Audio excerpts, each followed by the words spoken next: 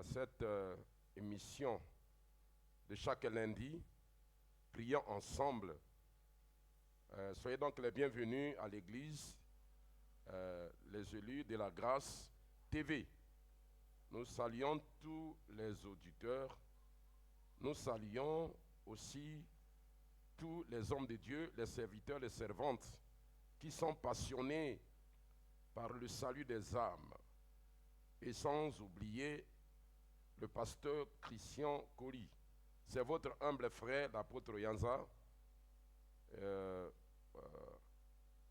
Seigneur a fait grâce encore pour se retrouver ce lundi, comme tous les lundis bien sûr. Soyez toujours au rendez-vous et veuillez nous excuser aussi, parfois il y a décalage, il y a un peu du temps. Mais qu'à cela ne tienne, c'est une mission qui va passer correctement. Je crois bien que nous sommes toujours sur les bénéfices du don merveilleux, le sommet des dons. Le sommet des dons que Dieu a fait aux croyants, c'est le Saint-Esprit. Et cela émane de la prière de notre Seigneur Jésus. Donc, mes bien-aimés dans le Seigneur, aujourd'hui, nous voulons voir l'intercession céleste et l'intercession d'ici-bas. Avant toute chose, nous voulons d'abord rendre grâce à Dieu. Le Seigneur de Dieu de tout temps, nous voulons te dire simplement merci. Merci pour cette occasion pour atteindre des âmes, des milliers, des milliers, des milliers. Et c'est encore une occasion qu'à chaque moment que l'émission passe, il y a des âmes qui sont sauvées. Bénis chacun qui est en train de suivre cette émission, peut-être avec sa famille, peut-être solitaire, peu importe, mais que tu bénisses tout le monde. Qui suis-je, Seigneur? Je ne suis qu'un rien, que ma chair et mon sang se taisent. Accorde-moi seulement la langue de la plume pour parler de ta part. Je m'abandonne à toi. Du début à la fin, c'est toi qui es glorifié. Au nom béni de Jésus. Amen. Gloire à Dieu. Donc, comme cela a été prévu, donc, ce jour, nous voulons voir l'intercession céleste et l'intercession d'ici-bas. Donc, l'intercession là-haut et l'intercession ici-bas. Nous voulons, donc, c'est un peu de lire la parole du Seigneur pour confirmer le thème que j'ai intitulé. Nous commençons par l'intercession céleste et nous descendrons par l'intercession d'ici-bas. L'intercession. Et nous voulons voir donc dans Romains chapitre 8, le verset 34. Romains chapitre 8, le verset 34. Nous rendons gloire au Seigneur. Amen. Qui les condamnera? Christ est mort. Bien plus, il est ressuscité. Il est à la droite de Dieu et il intercède pour nous. Gloire à Dieu. Ça, c'est l'intercession céleste. Maintenant, nous voulons revenir à Romains chapitre 8, de 26 à 27. Romains chapitre 8, le verset 26 à 27. De même aussi, l'Esprit nous aide dans notre faiblesse, car nous ne savons pas ce qu'il nous convient de demander dans nos prières. Mais l'Esprit lui-même intercède par des soupirs inexprimables. Verset 27. Et celui qui sonde les cœurs connaît quelle est la pensée de l'Esprit, parce que c'est selon Dieu qu'il intercède en faveur des saints. Ah, que le Seigneur soit glorifié. Merci pour la lecture. Voilà, mon thème était tiré de Romains chapitre 8 et 34 et de Romains 8, 26 à 27. Maintenant, permettez que nous revenons un peu en arrière Et c'est un peu de voir l'historique du peuple d'Israël, un peuple choisi par Dieu. C'est un peuple que nous tirons des leçons. C'est un peuple que nous y apprenions beaucoup de choses. Nous tous, nous sommes totalement conscients, persuadés que Dieu, après avoir délivré le peuple d'Israël de l'esclavage des Égyptiens, ils avaient traversé la mer Rouge. Dans Exode 15, ça a été la louange, ça a été des chants de triomphe, ça a été les célébrités. Gloire à Dieu, ce n'est que normal, parce que cela amplifiait leur délivrance. Mais maintenant, dans Exode 16, nous remarquons que le peuple murmurait. Il se disait, en Égypte, nous on avait des marmites de viande. Mais ici, dans le désert, qu'est-ce que nous pourrions? Ici, c'est un chaos. Est-ce qu'on pourra encore avoir des viandes ici? Dieu, dans sa compassion, au lieu de faire pleuvoir le feu, le Seigneur les a fait pleuvoir la manne. Avant que la manne, qui a été conservée depuis, ça avait fait 40 ans avec le peuple, la manne du ciel, que le peuple ramassait du premier jour et jusqu'au 6e jour.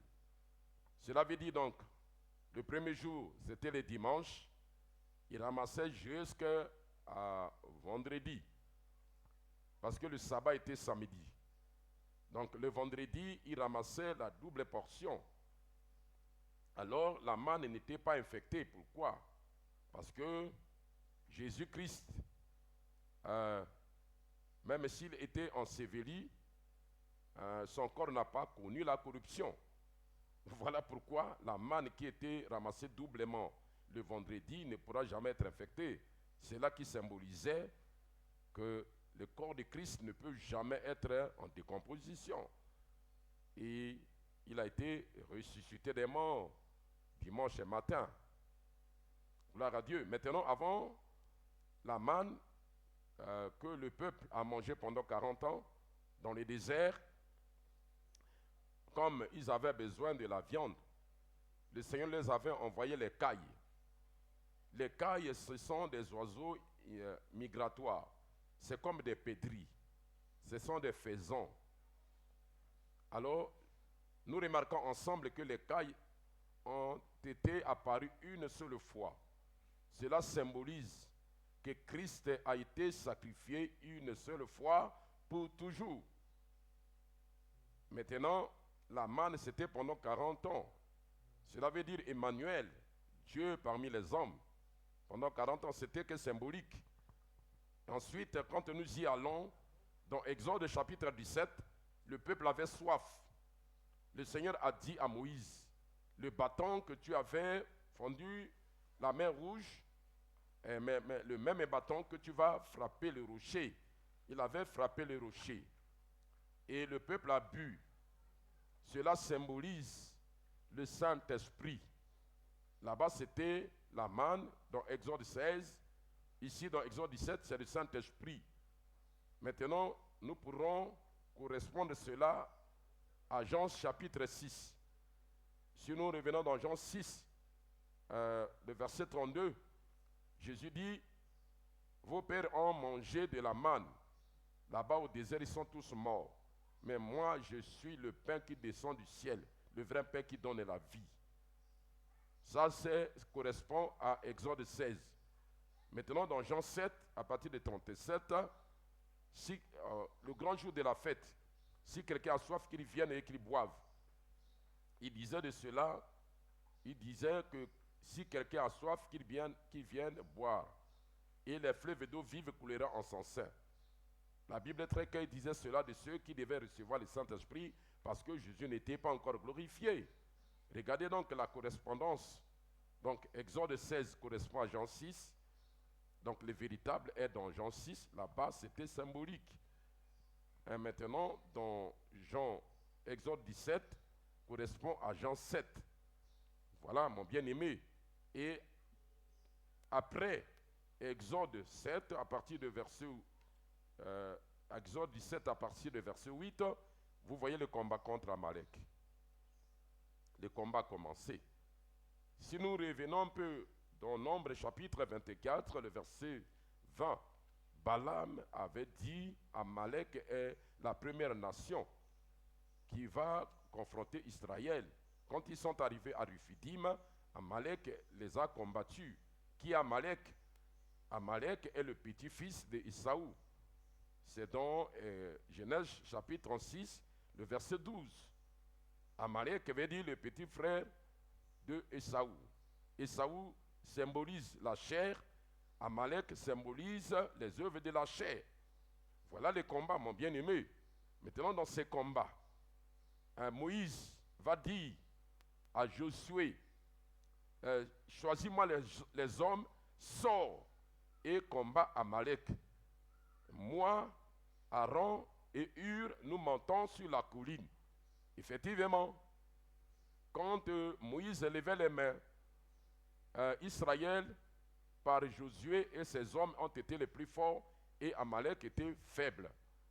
Maintenant, quand les mains de Moïse se sont fatiguées, c'est Amalek qui est le plus fort. Écoutez, bien-aimés, alors, comme le Seigneur est au contrôle, Aaron et Hur ont fait asseoir Moïse sur la pierre. La pierre là, c'est Jésus lui-même. Il faut s'appuyer sur Jésus. Sans moi, vous ne pourrez rien faire, comme Jésus l'a dit dans Jean 15. Il fallait le faire asseoir parce que Jésus est notre appui. Maintenant, Aaron, qui était de l'autre côté, qui soutenait les mains de Moïse, symbolise les souverains. Les souverains, les grands prêtres, les souverains sacrificateurs. Mais Aaron était mortel et il pourrait être remplacé parmi l'un de ses enfants.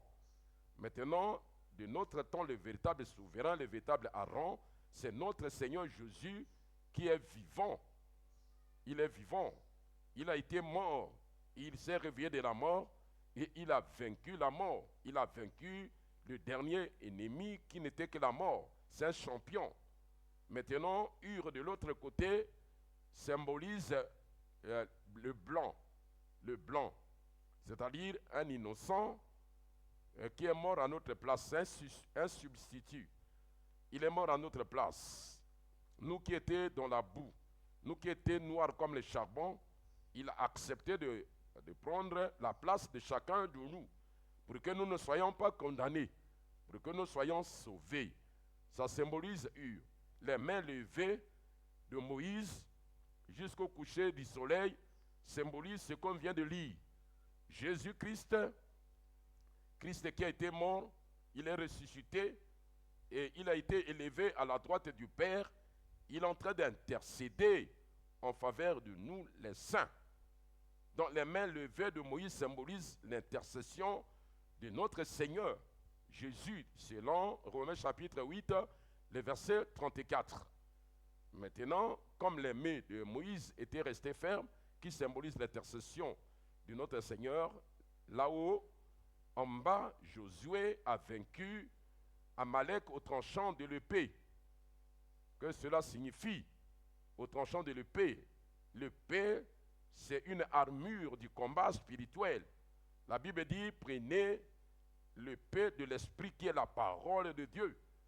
Maintenant, ici, Josué symbolise le Saint-Esprit qui intercède par nous. Voilà pourquoi j'ai intitulé cela l'intercession céleste et l'intercession d'ici-bas. Donc en haut, c'est notre Seigneur Jésus qui est vivant, qui intercède, qui symbolise les mains levées de Moïse.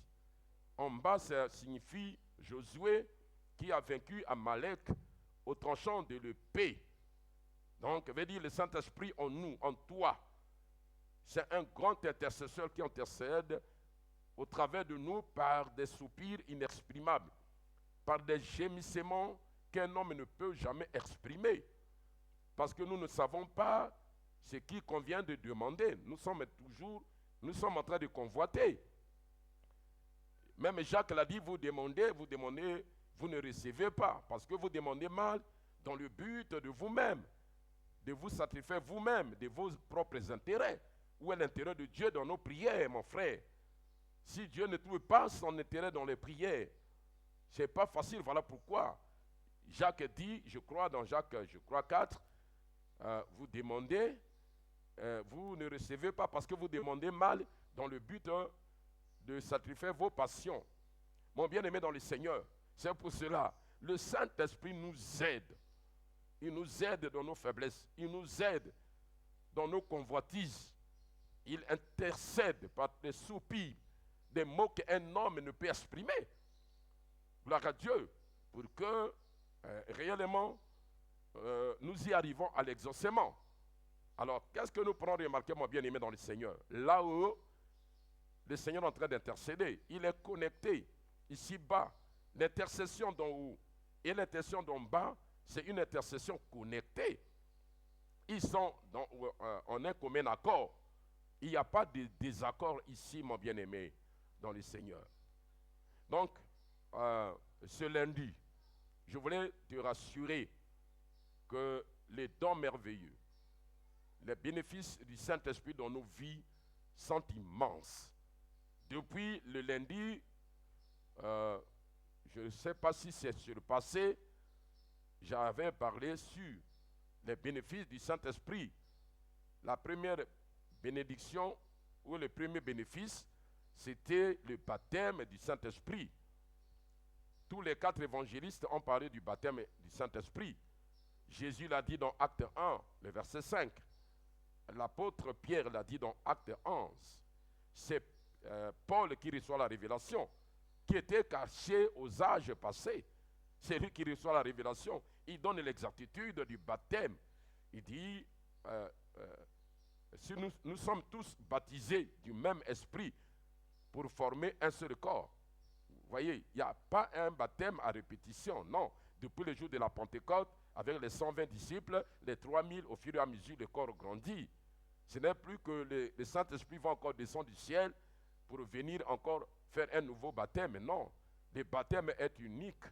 Mais le problème, c'est que nous devons aller évangéliser. Parce que le verset clé, c'est toujours, je vous rappelle simplement, c'est Ephésiens 1, le verset 13. Quand les gens écoutent, entendent la parole, la vérité, l'évangile de votre salut, lorsque la personne croit, il est scellé par le Saint-Esprit. Donc il rejoint le corps. Le Seigneur ajoute tous les jours à l'église ceux qui sont sauvés. Voilà le baptême, voilà la bénédiction, voilà le don le plus grand, le don qui atteint le sommet pour tous les croyants. Et le lundi passé, je vous avais parlé sur l'onction. Selon 1 Jean 2, le verset, je crois 27. Vous voyez, pour vous, l'onction qui demeure en vous, l'onction qui demeure, c'est l'onction qui demeure dans chacun de nous, de tous les croyants qui sont marketés, qui ont été scellés, ils sont onctionnés. Ils ont l'onction qui demeure en vous, que vous avez reçue et qui demeure en vous, vous enseignera toutes les choses. Vous n'aurez pas besoin qu'on vous intimide, qu'il y a la chicotte derrière. Non.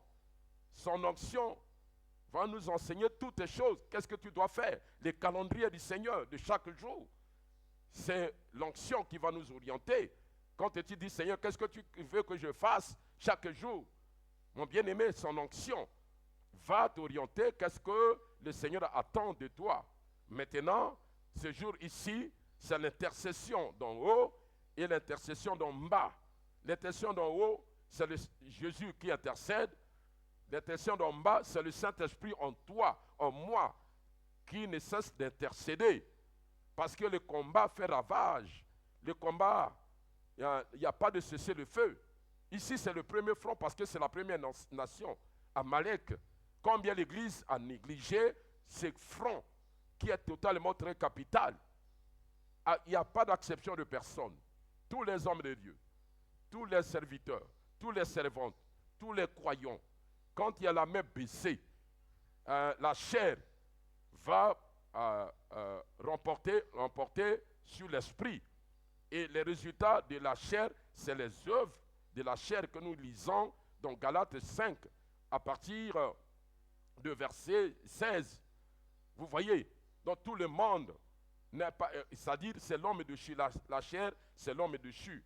C'est l'homme. Nous sommes tous marqués par le péché dès notre naissance.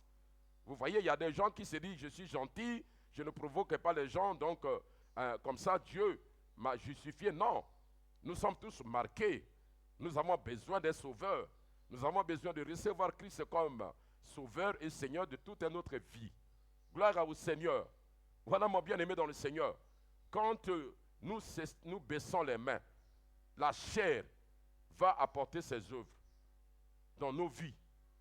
Ça va se reprogrammer. Nous ne sommes pas totalement encore rachetés dans la chair, non. On attend le jour de la rédemption totale. Mais pour le moment, ce qui peut nous épargner des œuvres de la chair, c'est les mains levées, c'est la prière, mon bien-aimé. Maintenant, quand la prière, l'esprit est au bon point, c'est la chair avec ses œuvres, ils sont écrasés. Parce que le résultat de l'esprit, c'est le fruit. Là-bas, c'est les œuvres. Ici, c'est le fruit qui est divisé en 3 triplés, qui veut dire, c'est comme l'orange a des tranchants, des tranches, pardon. L'orange qui a des tranches, ici, c'est le fruit. Premier triplé de Galates 5, verset 22, c'est lié à Dieu. Amour, joie, la paix, c'est lié à Dieu. Deuxième triplé, c'est lié entre nous. La relation fraternelle, même si la personne ne connaît pas encore Dieu, nous devons en bénéficier du deuxième triplet pour garder des relations saines avec les autres. Et les derniers triplets correspondent à nous-mêmes, jusqu'à la maîtrise de soi. Tu refuses, vous voyez, mais sans la prière, mon bien-aimé, c'est la chair qui est très forte. Alors, voilà pourquoi, ce lundi, je voulais garantir quelqu'un que le Saint-Esprit qui est en toi, il intercède par des soupirs inexprimables. Parce que nous ne savons pas ce qu'il conviendra de demander. Mais le problème, c'est que ce n'est pas attendre que le Saint-Esprit intercède par toi. Non, tu dois initier la prière. C'est ça le problème. Tous les jours, tu dois initier. Quand tu inities la prière, quand tu commences, le Saint-Esprit rentre en action. Combien le Saint-Esprit a attristé des gens qui ne prient pas. Quand tu es dans des conditions qui semblent être nobles, vous oubliez la prière. Vous attendez seulement les mauvais jours pour commencer à prier. Non, pas du tout, mon frère. Tu dois prier à tout moment, prier sans cesse. C'est la parole qui nous recommande. Quand nous prions sans cesse aussi, le Saint-Esprit en action. Le Saint-Esprit va intercéder par nous. Je voulais vous dire pourquoi le Saint-Esprit intercède pour nous. Vous voyez, le Saint-Esprit intercède pour nous en accord avec la prière céleste du Seigneur Jésus. Il sait pourquoi il t'a mis sur terre. Il sait pourquoi. Le Saint-Esprit t'accompagne à tes desseins. Le Saint-Esprit t'accompagne le pourquoi Dieu t'a mis sur terre. Le Saint-Esprit connaît le calendrier. Il connaît l'agenda de Dieu. Tu demandes ceci, dis non. Non, ce n'est pas encore ça. Le Saint-Esprit te met à jour. Il te met à jour selon ta destinée. C'est ça la préoccupation. Prions beaucoup. Si c'est ta destinée était peut-être de servir le Seigneur, si ta destinée était peut-être d'aider les gens, que le Seigneur t'a béni et que tu es en train d'aider l'œuvre pour avancer, vous voyez, le Saint-Esprit va t'amener. Quand tu pries, le Saint-Esprit va t'amener au pourquoi Dieu t'a créé. C'est ça le grand problème, mon frère. Combien nous convoitons, comme j'ai dit auparavant, combien nous disons, fais-moi ceci, fais-moi cela. Non, même la Bible dit dans 1 Jean chapitre 5, je crois vers le verset, si je ne me trompe pas, peut-être 15, la Bible dit, lorsque nous demandons quelque chose selon sa volonté, il nous écoute. Et lorsque nous écoute, nous possédons la chose. Donc le Saint-Esprit nous amène à la volonté de Dieu. Tu demandes ceci, c'est au brouillon, il met au propre, mon frère. Ah, gloire à Dieu. Gloire à Dieu. Donc, l'avantage est de ne pas baisser la prière pour que le Saint-Esprit, en harmonie avec l'intention du Seigneur, puisse réellement faire éclater une grande victoire, des succès chaque moment, chaque jour. Quand nous y arrivons au verset 28, vous voyez que ici, tout concourt au bien de ceux qui aiment Dieu. Voilà. Donc le Saint-Esprit, quoi que ce soit, s'il change le mal en bien, il change le malheur en bonheur, il change, il est en train de transformer tes souffrances à la gloire. C'est ça. Donc la prière, c'est ça ce qui nous aide, mon frère. Voilà, ils sont combinés et connectés, à condition que toi, tu restes un frère, une sœur qui, de temps en temps, ne cesse de prier Dieu pour que le Saint-Esprit aussi ne cesse de soupirer, de gémir pour nous amener à la volonté divine, pour nous amener au pourquoi Dieu nous a laissés sur terre ici. Et vous verrez, le Seigneur va trouver son intérêt et il sera très content de nous et nos prières seront exaucées et la chair et ses œuvres n'aura jamais l'ascendance sur nous. Nous serons toujours victorieux chaque jour et à chaque moment. Voilà l'exhortation, mes bien-aimés. Je suis venu te rassurer que les bénéfices du Saint-Esprit dans ta vie sur l'intercession. Je prie maintenant. Gloire à Dieu. Priez ensemble. Quelle mission, mon frère? C'est pour te booster. Ne négligez pas, mon frère. Beaucoup sont totalement désorientés. Ils ne savent même pas que le Saint-Esprit en lui a un grand rôle à jouer, à lui amener à la destinée, au dessein de Dieu. Merci, Seigneur, mon Dieu éternel. Ce que tu m'as dit de dire aux auditeurs, je les dis clairement. Merci pour encore éclairer quelqu'un qui n'avait pas compris ces grands secrets, qui n'avait pas compris ces grands mystères. Seigneur, mon Dieu éternel, je prie pour chacun de nous que le Saint-Esprit est en toi. Maintenant, comme tu as écouté l'exhortation, maintenant, ne baisse plus tes mains. Il faut toujours être en prière. Combien Josué a vaincu Amalek au tranchant de l'épée. Gloire à Dieu, c'est le Saint-Esprit. Josué symbolise le Saint-Esprit qui intercède par nous. L'épée de l'Esprit qui est la parole. Il y a la prière, il y a la parole. Ce sont les deux ailes qui te permettent de survoler. Ce sont les deux ailes qui te mettent à l'abri du combat. Parce que le combat spirituel, il n'y a pas de cessez-le-feu. Il n'y a jamais eu de trêve. Mais il y a les deux ailes. L'autre aile, le premier aile, je ne sais pas si c'est la première aile, c'est la parole. Deuxième aile, c'est la prière. Si on impute une aile, on ne peut jamais survoler. Là, on se laisse prendre par les combats, par Amalek, qui est un front difficile, que beaucoup de gens sont tombés. Beaucoup de gens sont tombés. Amalek les a rattrapés, parce que le combat est à perpétuité. Gloire au Seigneur. Gloire à Jésus. Mon Dieu, je prie maintenant que tous les auditeurs qui me suivent maintenant, que vous soyez totalement imprégnés dans la vie de prière. Ne négligez pas la prière. Ne perdez pas le temps à la distraction, mon frère. Ne perdez pas le temps à suivre simplement la télévision ou à manipuler seulement les iPhones. Ne perdez pas le temps, mon bien-aimé. Le temps est court maintenant. Nous sommes derrière le temps. Le Saint-Esprit veut t'amener à la destinée de Dieu. Le Saint-Esprit veut t'amener pourquoi Dieu t'a gardé jusqu'ici. Pourquoi Dieu t'a gardé jusqu'ici, jusqu'à présent. Pourquoi Dieu t'a gardé. Le Saint-Esprit veut t'amener au dessein de Dieu. Le Saint-Esprit veut t'amener pour là où il tire aussi son intérêt pour l'avancement de l'œuvre. Le Saint-Esprit est là. Bon la Santa Kachikoto. Je t'encourage d'être un auditeur, un chrétien, un croyant qui prie, comme la Bible nous encourage de prier sans cesse, de prier sans cesse, de prier sans cesse. Qu'est-ce que cela veut dire? Le Saint-Esprit qui est en toi, qui est en train d'intercéder par des soupirs inexprimables.